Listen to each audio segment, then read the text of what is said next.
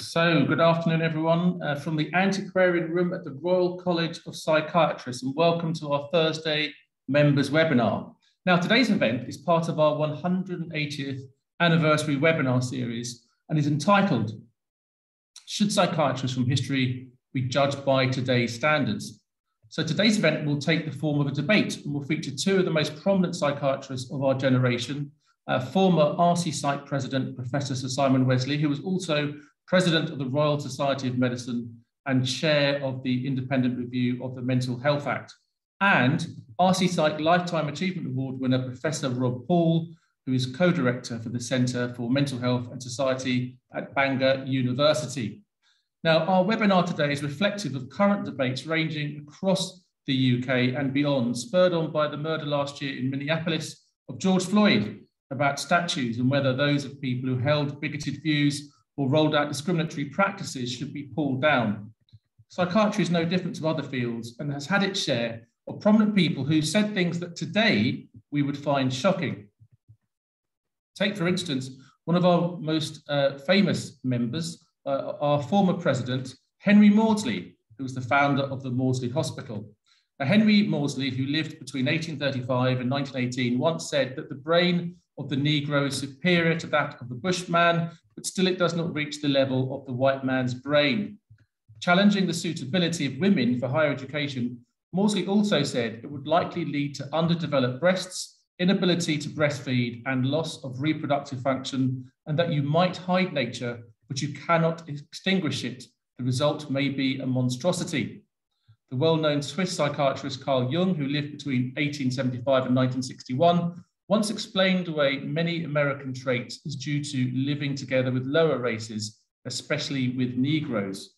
Austrian doctor Julius Wagner Jauregg, who lived between 1857 and 1940, who was the first psychiatrist to win the Nobel Prize in Physiology or Medicine in 1927, was influenced by Hitler's German nationalism and became an anti-Semite and sympathizer of Nazism. He tried to join the Nazi Party, but was refused on the grounds of race, as his first wife, Balbin Franken, was Jewish. Wagner Jauregg was also president of the Austrian League for Racial Regeneration and Heredity, which advocated sterilization for those of quote-unquote inferior genetics. German psychiatrist Richard von Krafft-Ebing, who lived between 1840 and 1902, considered procreation the purpose of sexual desire, and that any form of recreational sex was a perversion of sex drive. Hence, he concluded that homosexuals suffered a degree of sexual perversion because homosexual practices could not result in procreation. So, should psychiatrists such as these be condemned for being racist, sexist, and or homophobic? Or should they simply be seen as people who held views that were mainstream and acceptable during their time? Now, as part of this event, we're going to be running a poll on the question, should psychiatrists from history be judged by today's standards? We'll ask you to vote in this poll in just a moment to gauge your viewpoint before we hear from our speakers. Then we'll run the poll again at the end of the debate to see if either of the speakers have managed to change your mind. Now, before I go to the first poll, please can I remind you of the importance for all of us to abide by our college values, especially the value of respect, as we'll be discussing topics about which people inevitably feel very strongly. And of course, we all need to be respectful to everyone, regardless of their characteristics or background, in the questions and observations we post. So we'll now launch a poll asking the question of today's debate: should psychiatrists from history be judged by today's standards? Maisie, please can you confirm if the poll is now on the screen? I can see it at my end, hopefully other colleagues as well can. And we're going to allow 1 minute for people to vote. And I will start the timer now.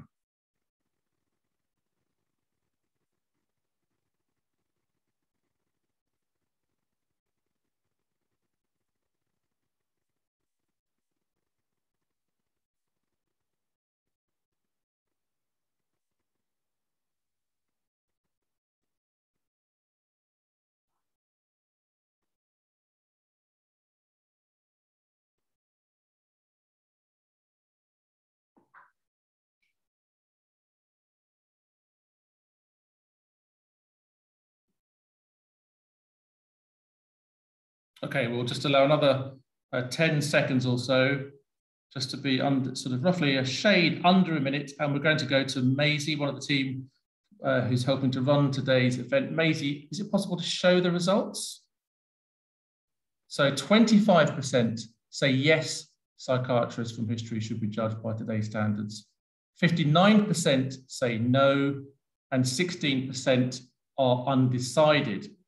So that is a really good indication of where people are. Thank you so much for voting. Now, both speakers will do their best to persuade you of their cause. They'll be given exactly 11 minutes, and I will hold up a card when they have just 2 minutes to go.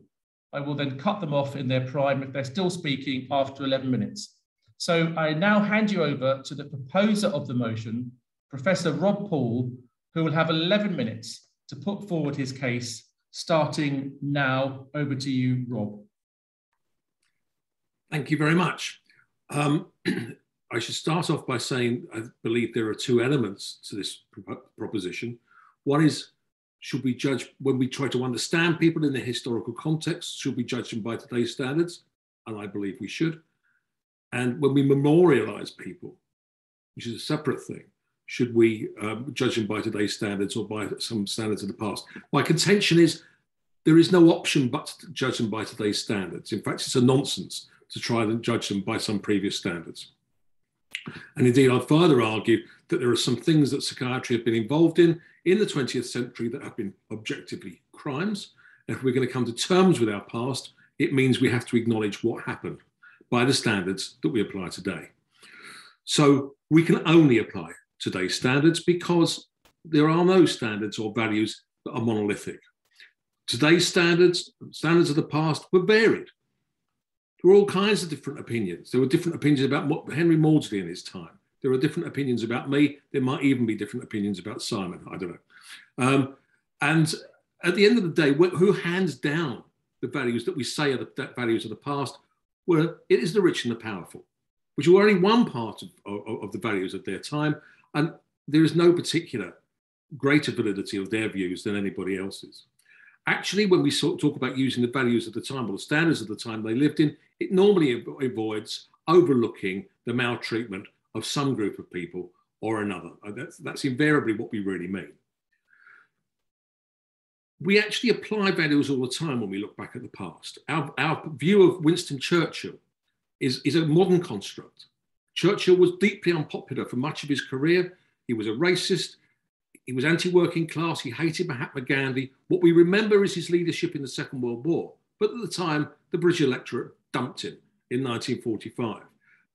Churchill's status has grown since he stopped holding office and grew greater after he died. And what we remember is a kind of a projection of our understanding of what it is to be British today. Something similar applies to Cecil Rhodes, over who there's a huge fuss about the statue at Oriel College, Oxford. And in psychiatry, because we don't seem to have come to terms with our own past very well, when we look back, we actually apply uneven standards. So we rightly condemn the psychiatrists of Nazi Germany for taking part in forced sterilization and then euthanasia against people with mental illness and learning disability. But we neglect to mention that British psychiatry and British psychology devised psychiatric eugenics. It was largely a British project that centered around the work of Francis Galton at University College. These are not theoretical matters. Historical failings have modern consequences. Paul has mentioned Henry Maudsley. Henry Maudsley believed in hereditary degeneration, the Lamarckist theory, completely unscientific theory. He was a therapeutic nihilist.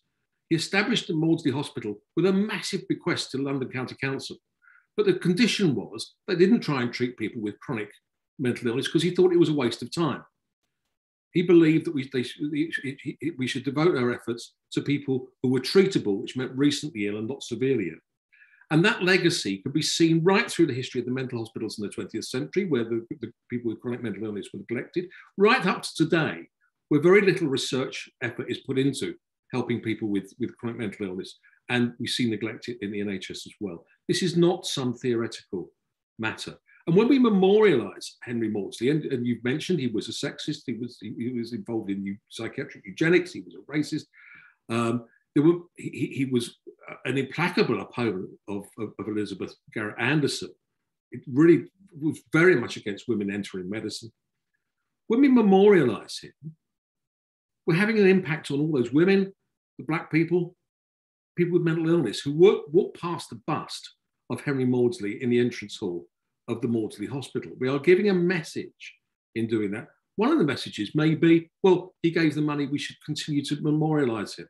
Well, that in itself says money trumps everything else. It doesn't matter what he did wrong, the money comes first. Of course, Maudsley is not an isolated example, as you suggested. Moniz was a Portuguese psychiatrist who, before the Second World War, devised prefrontal leucotomy and was in fact given a Nobel Prize in 1949 for his work. Few today would feel that his work merited a Nobel Prize.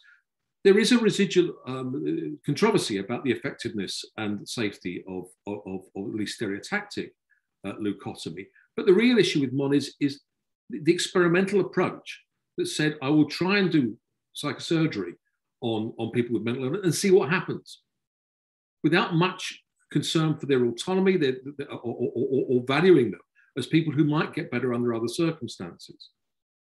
And then we saw a vast wave of psychosurgery that followed, which at very best didn't do much good and arguably did a lot of harm. And when we think of Moniz, the circumstances under which he did his initial experiments are highly relevant to how we understand him today. Freud. Now, Freud has always been controversial. Freud, in fact, really popularized himself by being controversial. And his reputation ebbs and flows. I think I see some signs of Freud being rehabilitated in recent years as a really good observer of mental health problems and of having come to some insights that were of importance, despite the fact many of his key theoretical points were actually just wrong. But the real issue about Freud, surely, and the overwhelming issue by which we should judge Freud, was Freud's abandonment of the seduction theory and his belief that when children and adults complained that they had been sexually abused and this appeared to cause them the mental health problems, he introduced the idea this was a fantasy. It hadn't actually happened. And now, of course, we know that there's an intimate relationship between childhood sexual abuse and adult mental health problems. In the interim, how many children's mental health and how many adults' mental health was compromised by a failure to recognize that these events were real? And when we judge Freud, surely this is one of the key events, one of the key factors that we must judge him by. We cannot simply judge him by the standards of the past because he created the past, as many of these people did. So I'm very pleased to say that Paul hasn't put up his 2-minute warning sign yet, but and I'm going to draw to an early close. Context matters. When we understand people, the full context matters. When we memorialize people, the context of their life matters. We should not imagine that anyone's legacy is untainted or that anyone deserves to be memorialized in perpetuity.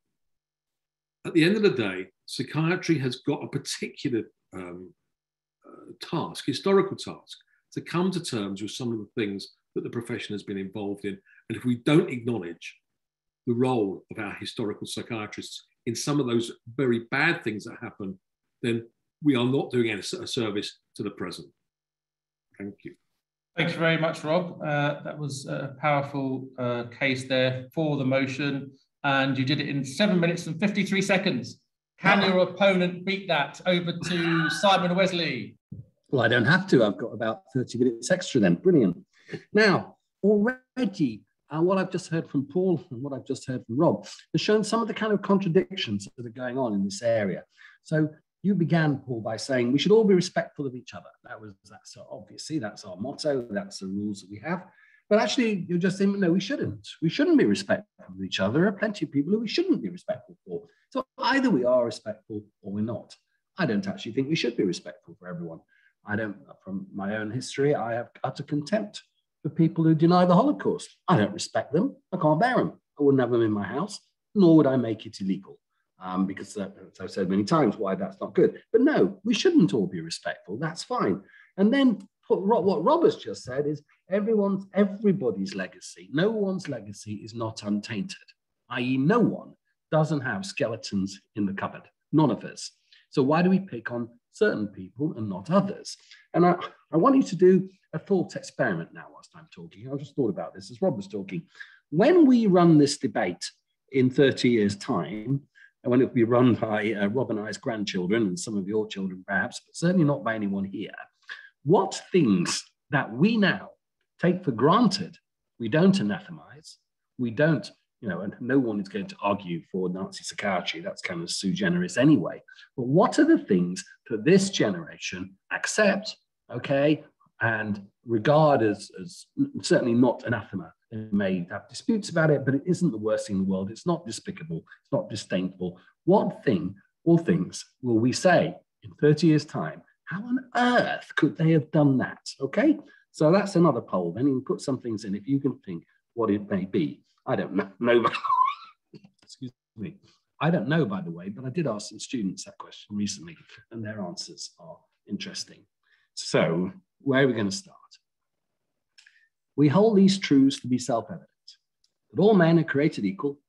They're endowed by their creator with certain inalienable rights. Among these are life, liberty, and the pursuit of happiness. And that to secure these rights, governments are instituted among men, deriving their just power from the consent of the government. Probably the greatest words ever written in the English language, certainly the most famous, the most influential. Without the 1789 Declaration of Independence, it sets the whole field for the French Revolution, for the arrival of liberal democracy across 19th and 20th century Europe, of universal franchise, all of these things that would not have come without those words. They didn't all happen at the same time. But those words set the tone for the next century.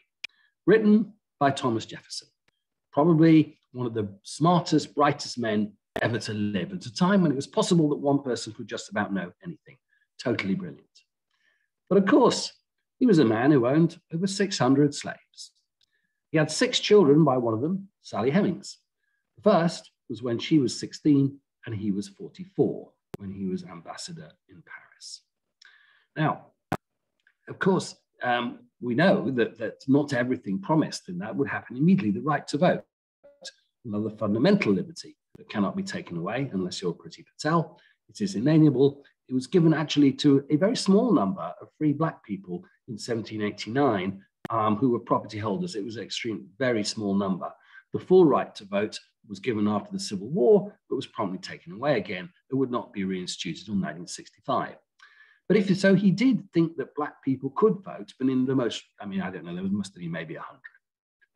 But let's say you'd ask him, well, can women vote? He'd have said, what? Good God, you're having a joke now, Simon. Let's keep this argument serious. He didn't think that. So let's take John Locke, the founder of liberalism, profoundly influences the American Declaration, the democratic process, and so on, and much else, and is rightly regarded as the greatest influence on Jefferson, in fact, which is how these things develop. He died in 1704 before Jefferson was born, but he certainly influenced him. Now, what about Locke then? Well, he invested in the Royal Africa Company. No prizes for guessing what their business model was. He took part in drafting the Constitution of the Carolinas, including the passage, "Every freeman of Carolina shall have absolute power and authority over his Negro slaves." Some historians have cast some doubt on that, but the tone is fairly clear. He may not have actually written that, but anyway, he certainly agreed with it and drafted it in the Constitution. And we've already mentioned the greatest Englishman of all. I have nothing to offer you but blood, sweat, toil, and tears. But what Rob hasn't done, and I think he should do, is explain why do we think that? We think that because there can be no doubt whatsoever that with any other leader during those 10 days in May and June of 1940, with any other leader, literally anyone, no historian has ever argued that if we had anyone else, we would have capitulated and lost the war. Because every nation that parleyed with the Nazis, every nation, and they all did, of course, was rapidly led to collaboration and then to occupation and then to murder. And there's no exception to that rule. So Churchill did not know how to win the war. He couldn't, because we had to bring in America and the Soviet Union, and they weren't playing very nice at that time. But the other thing we can be certain of is that a certain Jewish boy in Hull who had come in 1939 would have been dead, because the first thing who are always deported are children. Those are stateless who don't have passports and don't speak good French or good Italian or good Polish or whatever. And that's my father. So this debate would have been really rather one-sided without Churchill. Now, as Robert said, he's done my job for me, he did believe in a racial hierarchy, no question about that puts white Anglo-Saxon Protestants at the top. His history of the English-speaking peoples, he didn't bother to say white English-speaking peoples because it was so obvious and implicit in his title.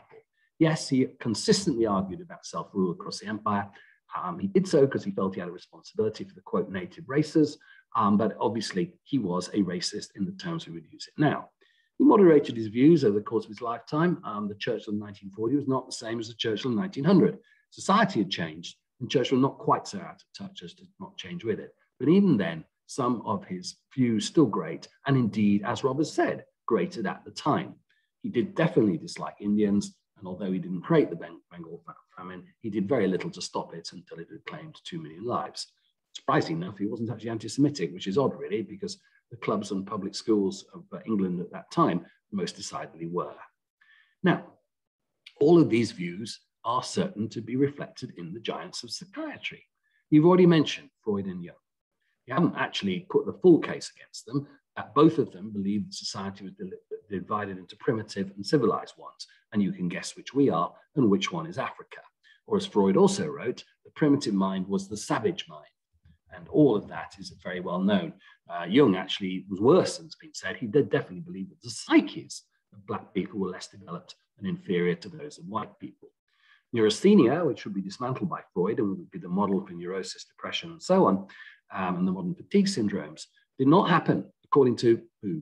Everyone thought it did not happen in less civilized societies. This was a standard trope across the whole of medicine. It's almost impossible, and I've written a book on this, to find anyone who did not agree that in civilized societies, people did not, it's only civilized societies that suffered from this because it was a disease of overwork, perfectionism, the travails of modern life, listed as a stock exchange, the railway, everything's too speeded up. There's no time for anything. And the worst of all was the education of women.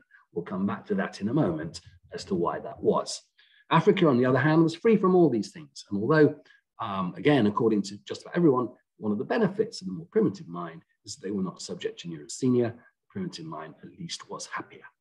And let's not even mention Krapin. Well, we will just a little because his views were more to the right, I suppose.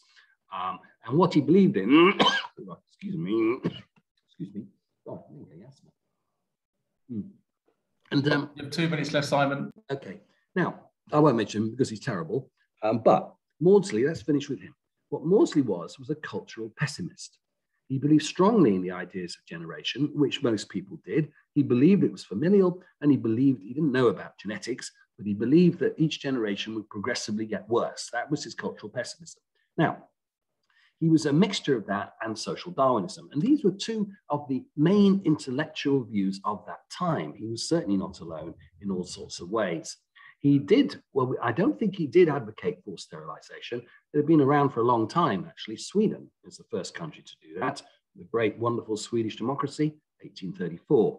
We didn't do that, by the way, Rob. We didn't go down that route. There was a bill introduced, it got voted out, but Churchill voted for it. That's true. Now, the problem, what you haven't done is put this in the context. Why was he so pessimistic? The great asylums were failing. He knew that. Why? He didn't know that. He did not realize that we were living in an epidemic of GPI. He didn't know that. But he did notice, and they all knew, there's something about lifestyle, dissipation, if you want to call it, being a sailor, a sex worker, an artist, that seemed to be the pathway to degenerative disorder and death. It was about sex, drugs, and rock and roll. What they didn't know was it was also about tertiary syphilis. And that explains this cultural pessimism that swept across Europe in the end of the 19th century. Maudsley was indeed a man of his time. Now, that 30,000 Rob's mentioned, that's actually 4 million quid in our current terms. That's even bigger than Rob and mine's bar bill. But it wasn't just what it was a great move, because what you haven't said, Rob, is that was the beginning of outpatient treatment and that you could come to hospital without being sectioned. And Maudsley also worked to get an Act of Parliament through to make sure you couldn't be charged. Okay.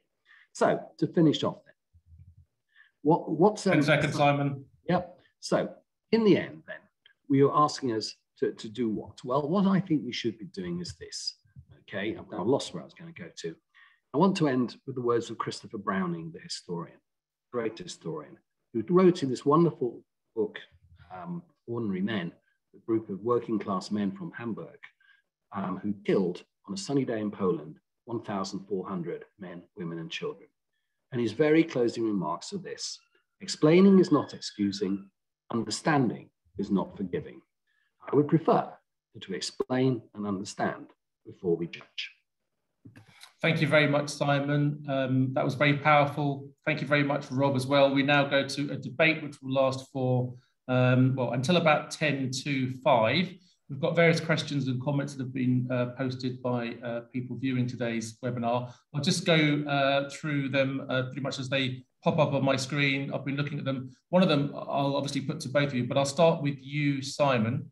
It says, as we are living today and not in Henry Maudsley's time, can we not say that we can see why he may have had the views he did, but also that we will no longer celebrate him in his entirety or in ways that do not allow us to clearly state our caveats? For example, we will no longer name the Maudsley after him or display his bust. Simon first, please, and then Rob. Oh, yeah, I mean, these cultural wars that we're having at the moment are, of course, we've always had them. There's nothing new about them. My view is that if we look at the issues of, portraits, statues, etc., I'm not generally in favor of removing them. Obviously, I wouldn't have an Adolf Hitler Platz anymore and things like that. I am pretty much in favor of explaining them, maybe moving their prominence around. And we've always moved pictures around. There's nothing new about that at all. The Romans, when an emperor died, they just knocked the head off the old statue and put a new head on, and everyone pretended that nothing had happened. So we can do that. The Rhodes statue and the proposal, brilliant proposal from Anthony Gormley, keep the statue but turn it round so it faces the wall. What a brilliant idea. What a shame they didn't do that. But there's nothing new about moving pictures around. People go up, they go down. But what we don't do is put them in the bin. Because, as I say, they're complicated people. Maudsley, I think, did do a lot of good. I think it may well be because towards the end of his life, they did know from 1903 onwards what GPI was. And maybe that's why the pessimism in the mental health system starts to change after the First World War. He died in 1918, didn't he? But there was then a new wave of optimism backed by psychoanalysis and the belief that, child guidance clinics come in, all of those things come because GPI is rapidly defeated.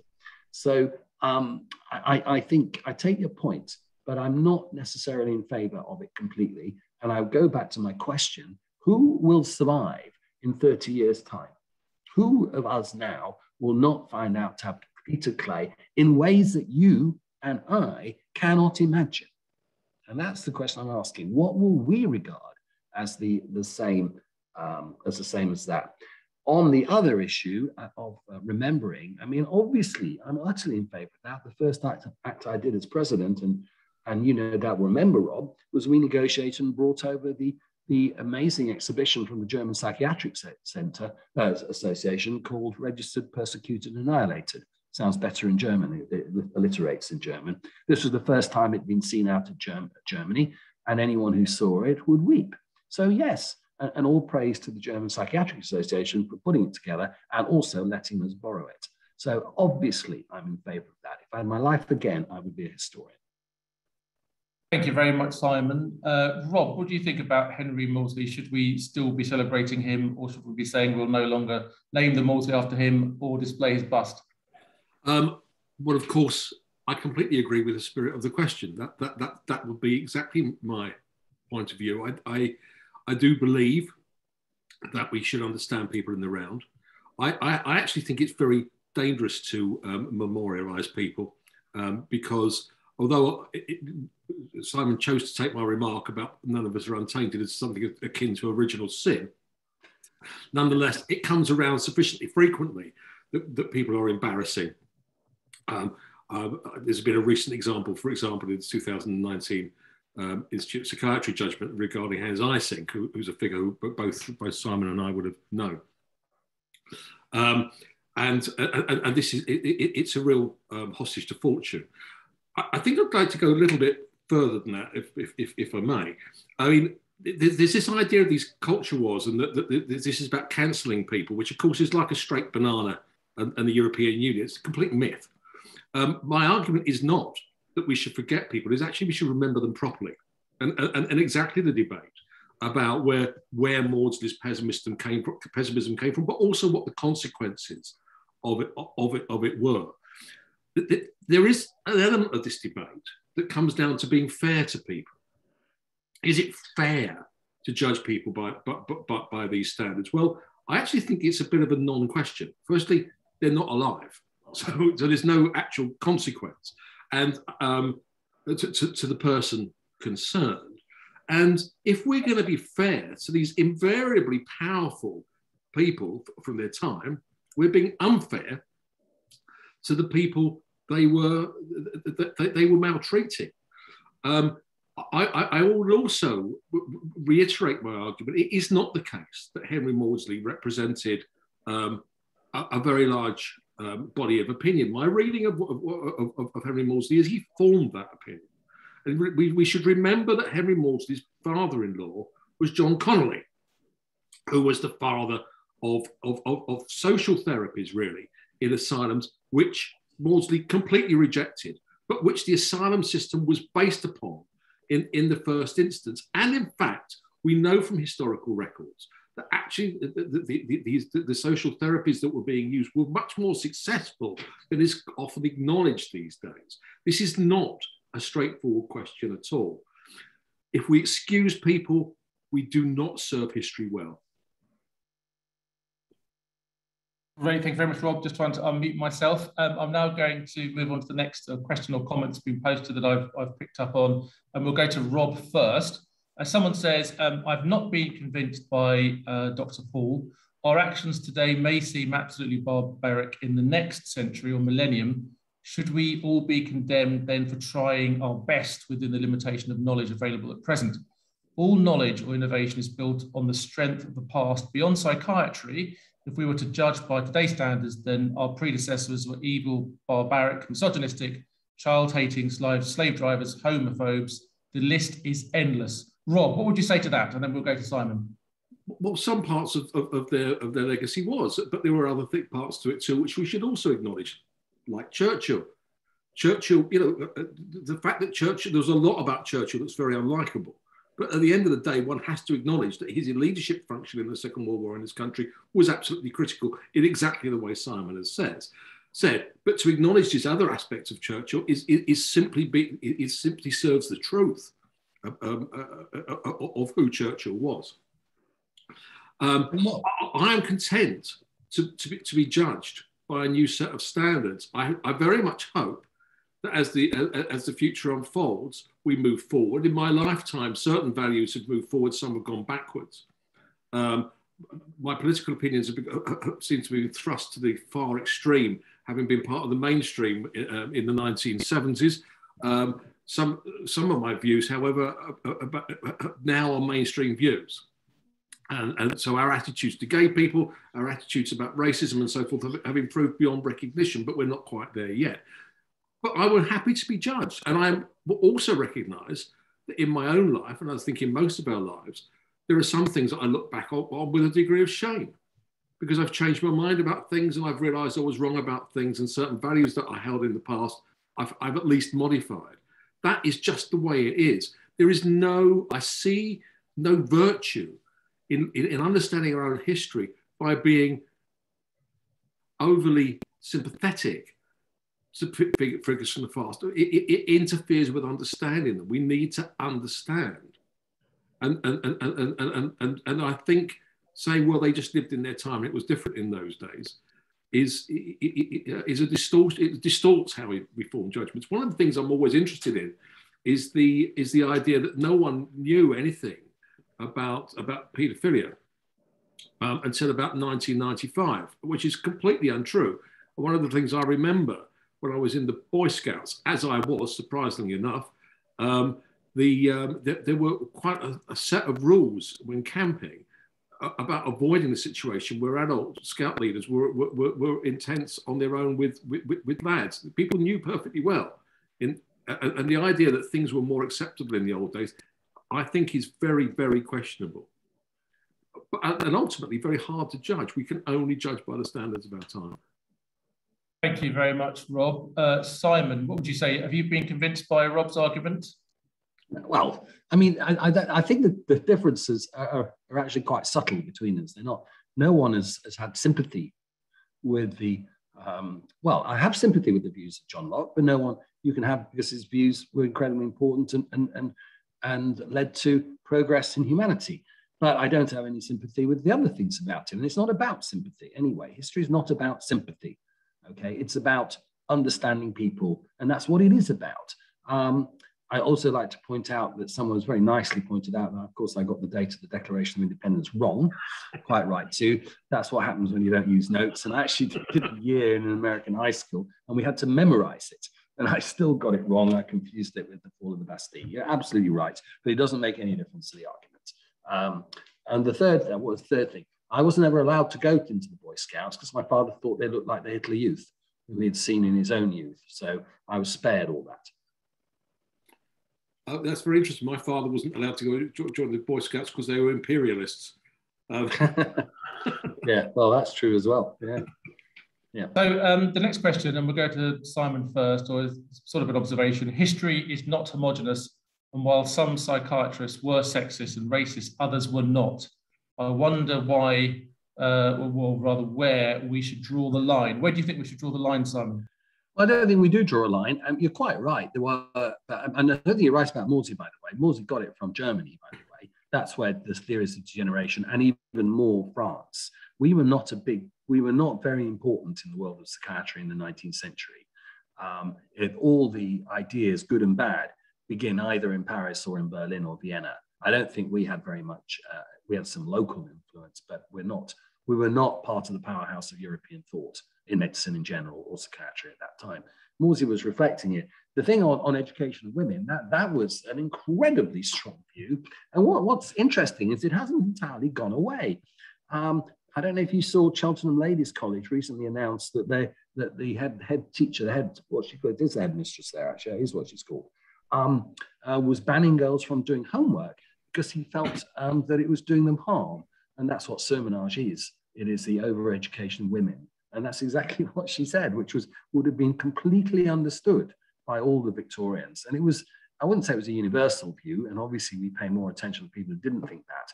But the idea that Maudsley was a sole voice in the wilderness, that's just not, I don't think that's right, Rob. I don't think you can defend that.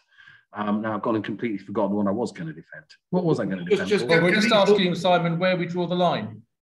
Well, I don't think we do draw the line. I don't think there's a line to be drawn. I think it's a question of degree, you know, and also it's also a question of balance. I mean, okay, we take that. I'm just generally not in favor of rewriting history to make ourselves feel happier. And I argued in the Great Shell Shock cases and the judicial review, but I argued against giving a pardon to those who had been executed for military offences, because it was done largely out of smugness and saying we're so much better at that now. And I think in terms of mental illness and mental health, that's quite an arguable proposition.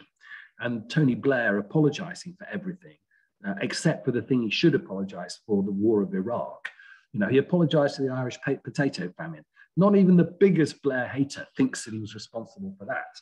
And I think an apology, and that's sometimes what we're talking about here, apologies to be meaningful must be meant. And an apology about the Iraq war would have meant something. And of course, he hasn't given it. Thank you, Simon. Rob, what do you think about where we should draw the line?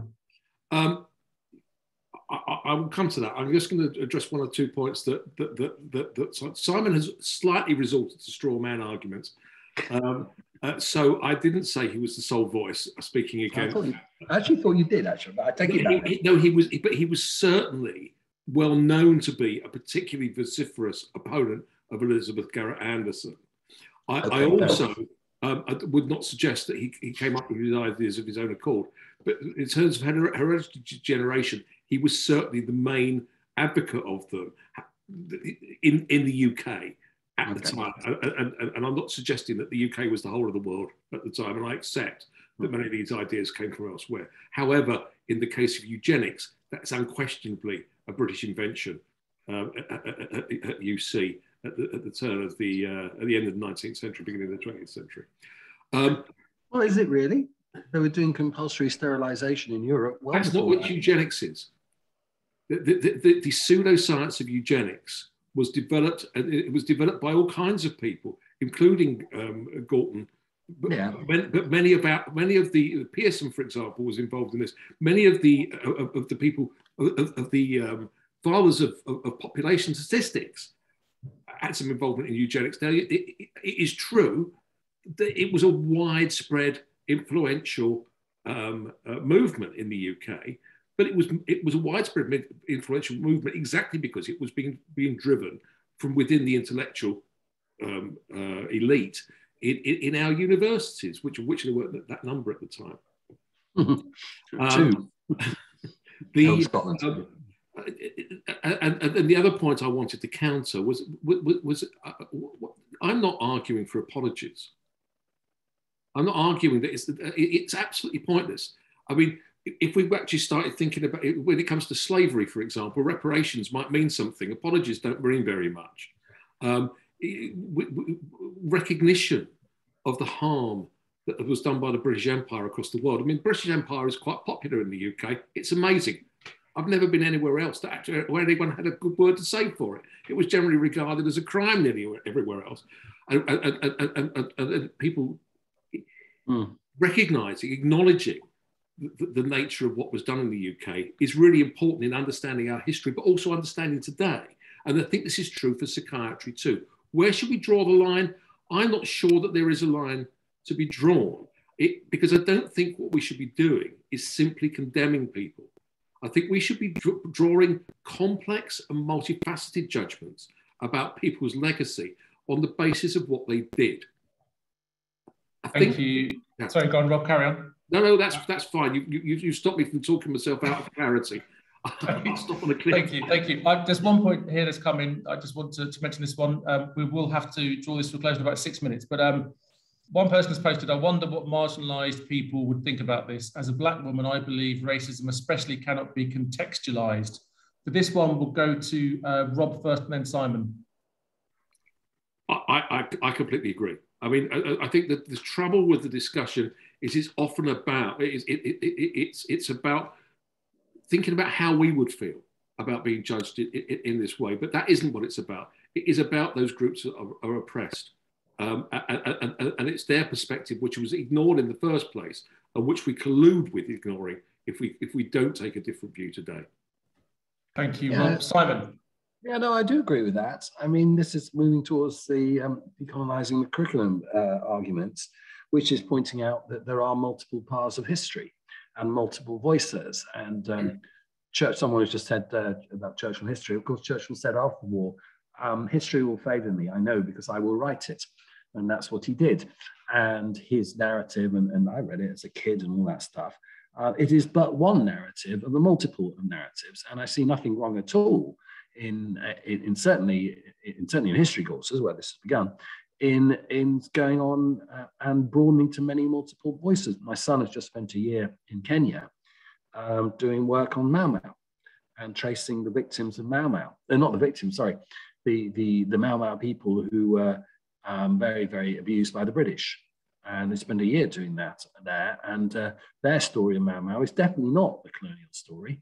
And if you remember, the damning piece of evidence found in the historical archives is when the Foreign Secretary says to the Governor General in Nairobi, he says, well, if we are to sin, let us at least do it in private. So that was what he said. And they did sin. And they did sin big time. So, but these things are always constantly changing, and they'll never be. We don't even know about the causes of the Peloponnesian War, let alone the First World War. So there'll never be a single narrative for anything in human behavior and history. And it will change. And it will change. Thank you, Simon. We've probably got time possibly for one more question. We'll go to Simon first this time. Do you agree that we shouldn't use the names of historical figures who are actively involved in the killing of patients? For example, Hans Asperger, who was close to Nazi doctors at Vienna University and referred children under his care to a euthanasia hospital. Yes, that's a very good point.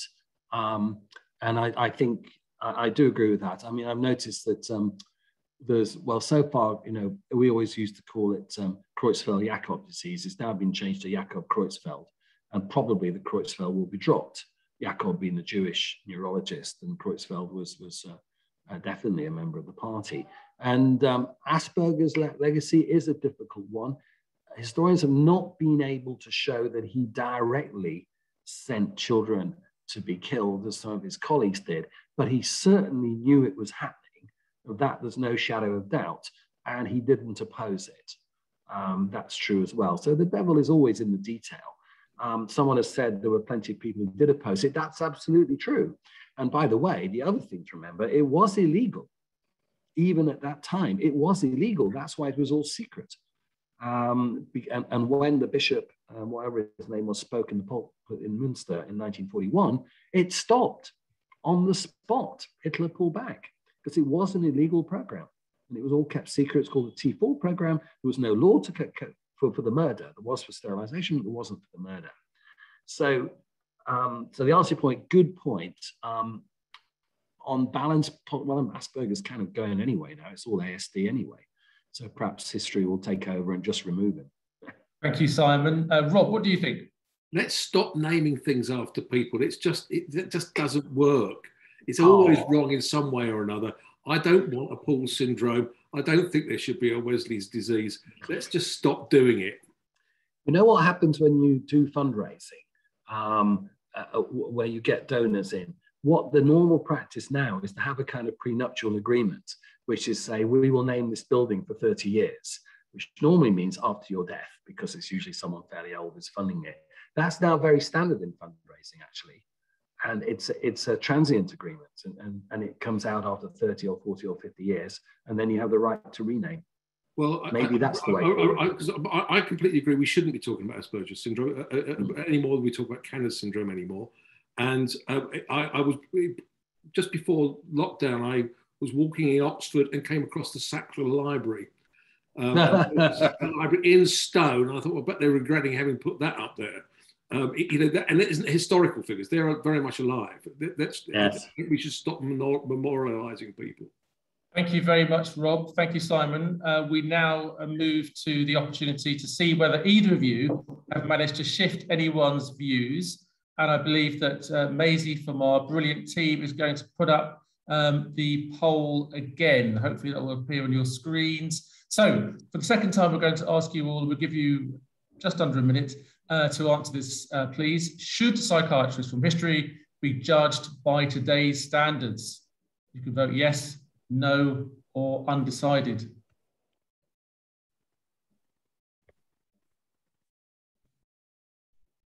And then once we have the final score, we will paste it or post it, whatever we say, on the screen. We'll just give you a few more seconds.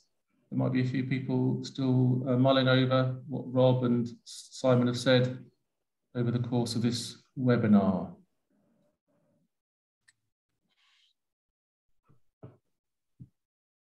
Time is running out to have your say. I think we'll have about 10 more seconds, and then we will post the final results.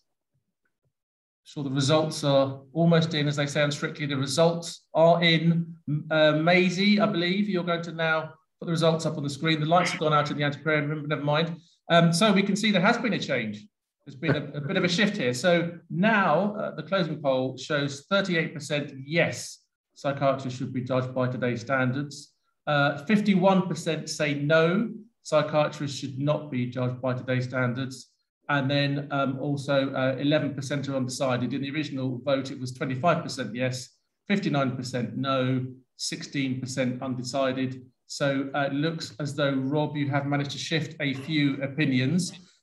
We are going to have to close at 5. So I think, I'll try and time this. I think we should give you both 3 minutes just to give your closing thoughts if you want to. Rob went first first time round. Simon, do you want to go first this time? Yeah, I mean, I would sum up and say, in the end, does Maudsley's altruistic philanthropy mean we should overlook his faults, or that Churchill's moments of destiny that stopped my father from joining the rest of his family in the gas chambers mean we turn a blind eye to his racism? It does not, and I've never argued that and never would. My second observation is Rob clearly doesn't do any fundraising, because if we're not allowed to name buildings after people, we're not going to ever raise any money for anything, Rob. I'm afraid that that's the world we live in.